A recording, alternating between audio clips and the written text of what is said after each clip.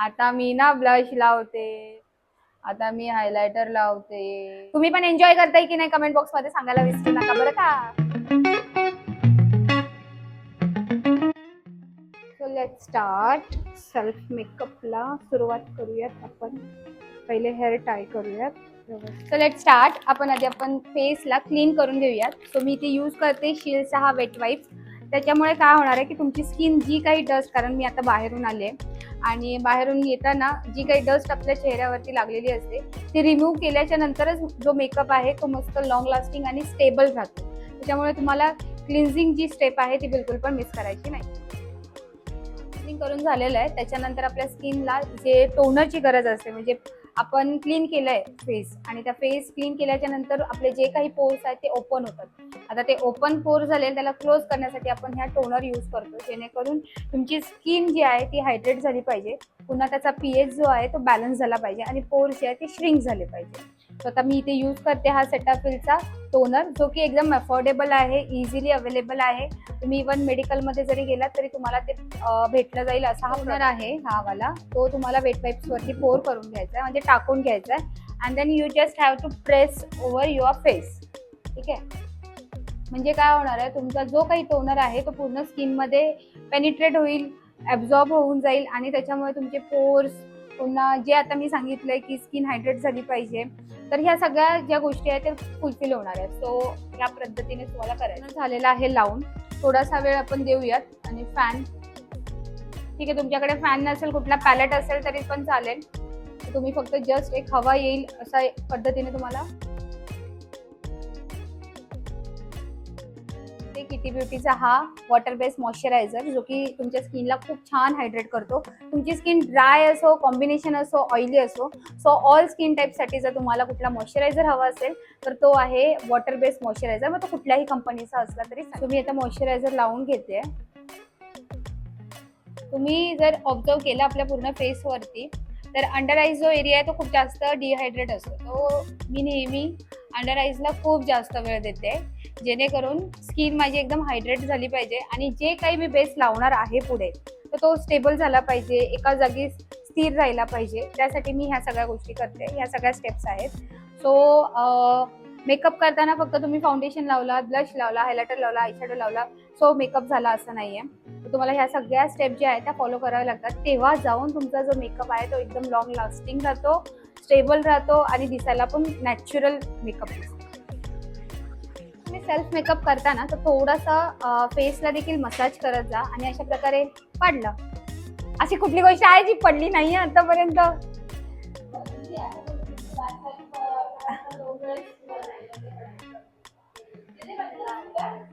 ते क्लिन्झिंग झालंय, टोनिंग झालंय, मॉइश्चरायझर झालेलं आहे. प्रायमर जी स्टेप आहे ती स्किप करते, कारण मी बाहेर जाणार नाहीये, इंडोरमध्येच आहे जो काही प्रोग्राम, त्याच्यामुळे प्रायमर जो आहे तो स्किप करते. तर डिरेक्टली मी आता माझ्या स्किनला न्यूट्रलाइज करते. तर न्यूट्रलाइज साठी मी आता इथे एक वेगळी स्टेप यूज करणार आहे. कन्सिलर न यूज करता फाउंडेशनचा जो डार्क शेड आहे त्याने आज आपण बघूयात की न्यूट्रलाइज करून होतंय का. सो हा पहिल्यांदा प्रॅक्टिकल करणार आहे. सक्सेसफुल झाला तर नक्कीच मी मॉडेलवरती तो एक जो आहे ही टेक्निक ती अप्लाय करणार आहे. सो बघूयात आता. सो शिल्ड्सचा जो शेड आहे 09 मोचा, हा खूप जास्त डार्क आहे. तुम्ही बघितलं तर माझ्या स्किन टोनपेक्षा खूप जास्त डार्क आहे, बट माझ्या अंडर आईजसाठी हा न्यूट्रलाइज करायला बेस्ट असा शेड आहे. सो मी एक फक्त 1.5 पंप घेतलेला आहे आणि त्याला आपण आता हा ब्युटी ब्लेंडर आहे जो डॅम्प ब्युटी ब्लेंडर आहे त्याने डिरेक्टली अप्लाय करूयात अंडर आईजला.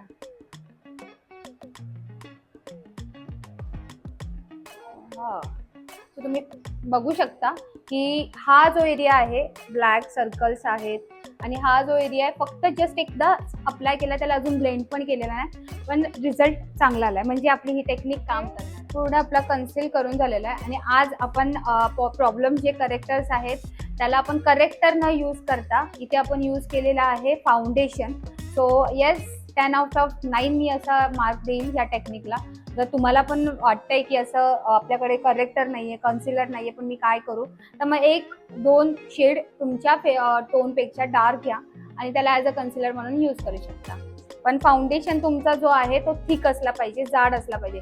पातळ जर फाउंडेशन असेल, थिन जर फाउंडेशन असेल तर तो तुम्हाला कव्हरेज देणार नाही, तर ह्याची पण थोडी काळजी घ्या. फाउंडेशन तुमचा थिक फाउंडेशन लावून घेते माझ्या स्किन टोनचा.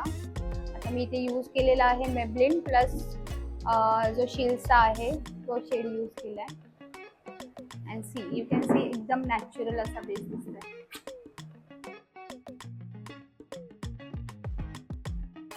सो आता मी इथे यूज करणार आहे हा झुडिओचा. तुम्ही जर बघितलं असेल आधीच्या ब्लॉगमध्ये तर मी तिथे झुडिओमध्ये जाऊन शॉपिंग केली होती आणि तिथे 1-2 प्रॉडक्ट घेऊन आले होते मेकअपचे. तर इथे आता मी यूज करणार आहे हा शेड जो आहे चिकवाला, जो मी ॲज अ ब्लशर म्हणून यूज करणार आहे. आणि तुम्ही ह्याला ॲज अ ब्लशर आणि as a highlight eye shadow तर या दोन्ही ह्याच्यामध्ये तुम्ही यूज करू शकता. So let's go. आपण बघूयात की कसा हा इम्पॅक्ट आहे. हा क्रीमी असल्यामुळे मी अजून पावडर लॉकिंग केलेली नाही आहे. पावडर लॉकिंगच्या आधीची प्रोसेस आहे जी की क्रीमी प्रोडक्ट तुम्हाला अप्लाय करायचे आहे.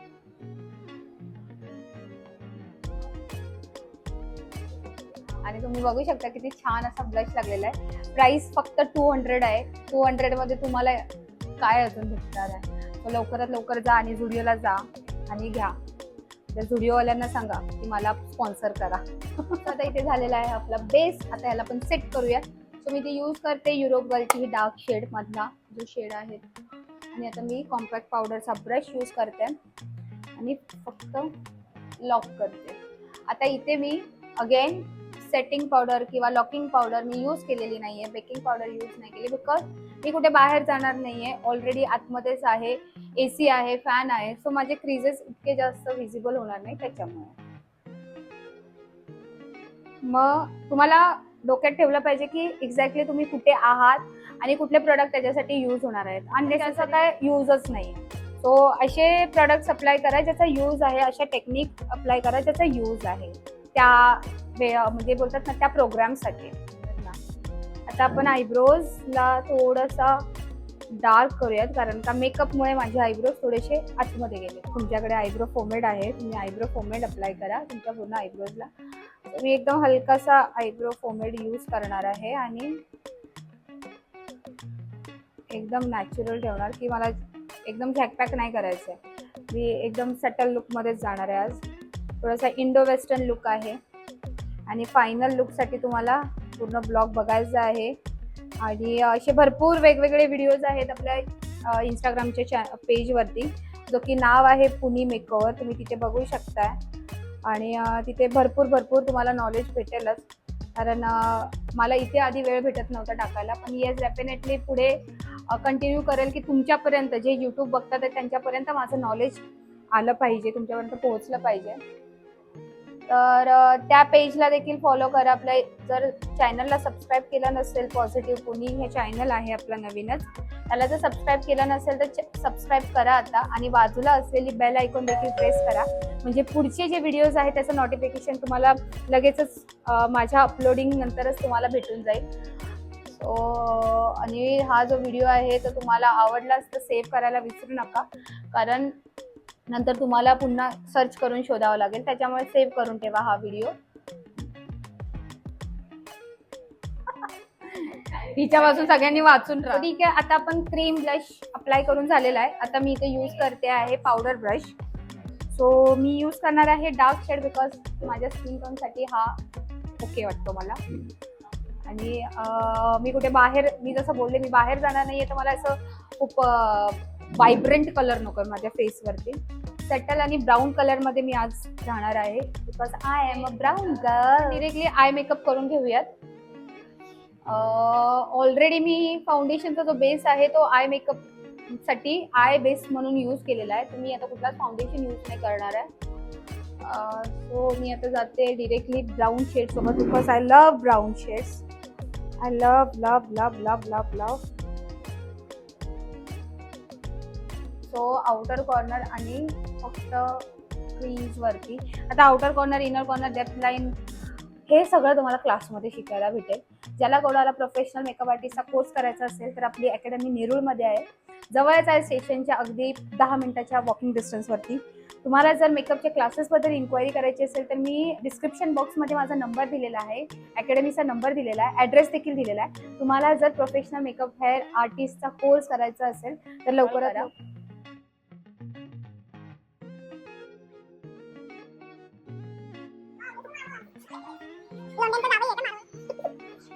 तुमच्याकडे जर मस्कारा नसेल, माझा माईक आहे, मस्कारा नसेल तर तुमच्याकडे हा लाइनर आहे. याला काय करायचा, व्यवस्थित क्लीन करून घ्यायचा आणि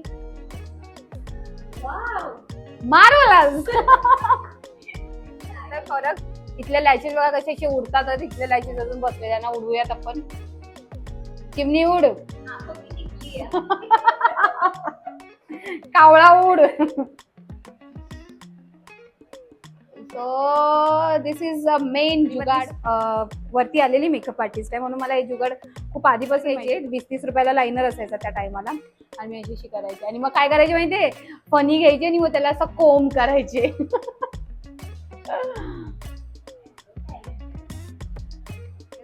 लोअर लॅश मला अशीच पाहिजे, थोडीशी बेवडी पार्ट, लिपस्टिक पार्ट, जो की माझा सगळ्यात फेवरेट आहे. आणि इथे आपण अप्लाय करूयात डार्क मरून कलर, जो की मला खूप जास्त आहे. त्याला आपण थोडासा एनहान्स करूयात. त्याच्या आधी आपण जे काही फाउंडेशन लागलेलं आहे ते क्लीन करूयात. झटपट असा मेकअप.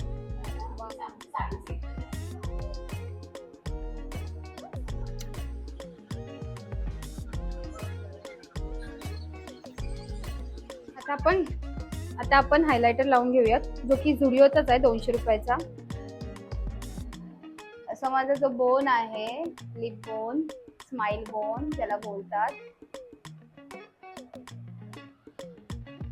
तो खूप ज्याला खूप जास्त हायलायटर नाही आवडत त्यांच्यासाठी हा चांगला आहे. ब्लश वरती व्यवस्थित जर अप्लाय केला आहे, ते फक्त सेल्फ मेकअप साठी यूज करा, जे कोणी प्रोफेशनल मेकअप आर्टिस्ट असाल.